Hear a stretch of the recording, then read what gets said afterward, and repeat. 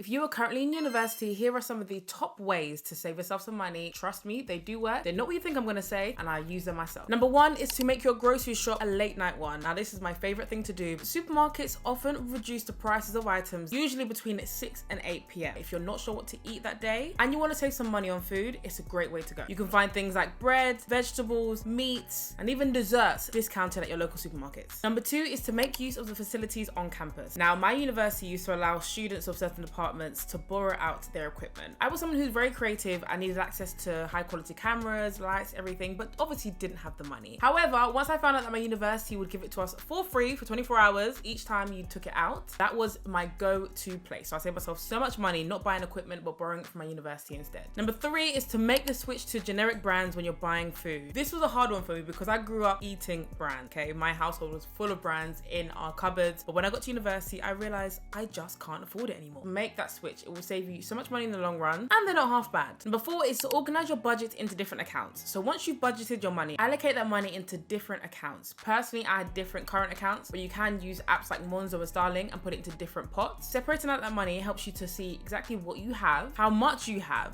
and allow you to stay within your budget. This helped me no end at university because if I was going out and I only had a certain amount in my fund, I knew I couldn't spend over that. And I also knew that I wouldn't transfer money from my bill account into that just to have some fun. And then lastly is to look for cheaper alternatives for takeaways. I didn't eat takeaways that much as a uni student because it is quite pricey. However, if I had friends who wanted to get a pizza, we would split the cost. And I wish I had this app when I was at university, but Too Good To Go is an amazing app where you can get takeaway from your favorite retailers at discounted prices. It's a great way to get takeaway on a budget whilst also helping to combat food waste. If you want even more tips on how to save, manage, and grow your money, then check out my very first book, How to Handle Money, that's available right now using the link in my bio.